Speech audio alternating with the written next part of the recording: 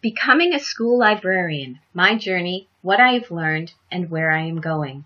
My father was a high school teacher in my hometown, Monroe, Connecticut. My mother was a trained secretary who eventually worked as a reading aide in an elementary school. Most dinner conversation revolved around school politics or what we children did at school. I was destined to work in a school. I just took the long way. I was born in the mid-1960s. I have fond memories of listening to stories during my childhood. When I was 6 years old, we moved to Australia for 2 years because my father participated in an international teaching fellowship. My first vivid memories of libraries are from after we moved back into our house in Monroe. In school, we were able to choose books every single week, as long as we remembered to bring the others back. At the public library, we took out more books and attended story programs. The children's librarian was young and vibrant. It was a great place. I remember my first mystery book, The Bobbsey Twins. I read it on my way out to visit some relatives and tour the national parks out west. The book started a 3-year mystery jag that included the Bobbsey Twins, Nancy Drew, the Hardy Boys, and the 3 investigators, in that order. The Monroe Library had them all. When I finished, I started the biographies with the A's. At home, we had a set of encyclopedias. I considered it my job to enter the dates of death of the famous people. Somebody had to do it. I had my own cataloging system for the few shelves of books my family owned. Each book had a sticker on the spine with the first letter of the title. In 1976, the United States celebrated its bicentennial. I joined the Bicentennial Book Club that met at the Chalk Hill Middle School Library on Mondays after school. My friends and I read books like My Brother Sam is Dead. We learned about Nathan Hale, and we went on occasional field trips. That year, I also joined the Junior Historical Society. I volunteered to work at the Bicentennial House Tour, and I was assigned to the home of Ed and Lorraine Warren, the ghost hunters. After explaining the house's 7 levels, asking people not to touch a specific door, and staring into the eyes of the Raggedy Ann doll that I had seen in the newspaper, I didn't sleep well for a long time. Of course, the library had books about the phenomena I learned about on the tour. At Massac High School, I spent most of my study halls, lunches, and before school time in the library. I did my schoolwork and passed notes with my friends, but I never checked out a fiction book. Personally, I just didn't want to risk accruing fines. I loved libraries and everything they stood for, but I knew I couldn't admit that I wanted to be a librarian. I wasn't a bun lady like the lady who scowled at us and asked us to keep the noise down. I wasn't as nerdy enthusiastic as the short lady with the big glasses. Librarians were quiet, and I didn't see myself as quiet. I was normal. I went to college. I chose to study home ec and went to SUNY Oneonta because there was a teaching option.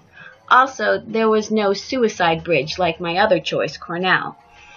I worked in the dining hall in my dorm, but spent much of my spare time at the college library. I cruised to the sports section of the local paper so I could discuss baseball stats with the guys. I found materials for my research projects. I discovered out-of-the-way carols where I could study for my classes. I asked students who were working at the library how they got their jobs. Work study. Bummer. I wasn't eligible.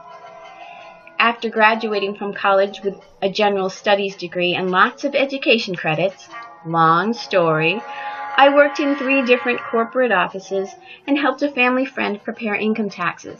Finally, I got fed up and decided I really want to be a librarian. I worked part-time doing taxes and part-time at the Derby Public Library while earning my master's degree in library science at Southern Connecticut State University. It was a stretch financially, but I made it work. My first full-time library job was to create a children's program at the Huntington Branch Library in Shelton. During that time, I got married and had a son. After a few years, I quit my job and stayed home and substitute taught before getting another job as the Children's Services Librarian at the Monroe Public Library. While there, a gentleman who taught at Abbott Tech came in frequently asking for book suggestions for his classes. He informed me that there was an opening at his school. I applied for the job, and the rest is history. From working in libraries, I've learned many things about myself. Here are a few. First, I'm a good listener. Sometimes being a librarian is like being a bartender, except our commodity is books instead of beverages. Many people come to the library to be heard. Next, people think librarians are organized. I'm a great multitasker and I know how to organize, but I don't allow myself enough time to keep things organized. And I really don't mind shelving. I keep it fresh by timing myself. Also, I enjoy planning and implementing activities. I prefer projects with a start date and an end date, not ongoing, never-ending projects. Finally, I love to learn, and I love my job because I learn at least one new thing every day. This past summer, I completed a 6th-year program in instructional technology and digital media literacies. I worked alongside subject area teachers from all over Connecticut, learning about how to use technology in the classroom. I see myself using my new skills to help with the Chromebook rollout to make Henry Abbott Tech the best high school on the planet. Libraries are more than just the magical book warehouses I remember from my childhood. In a way, they're even more magical.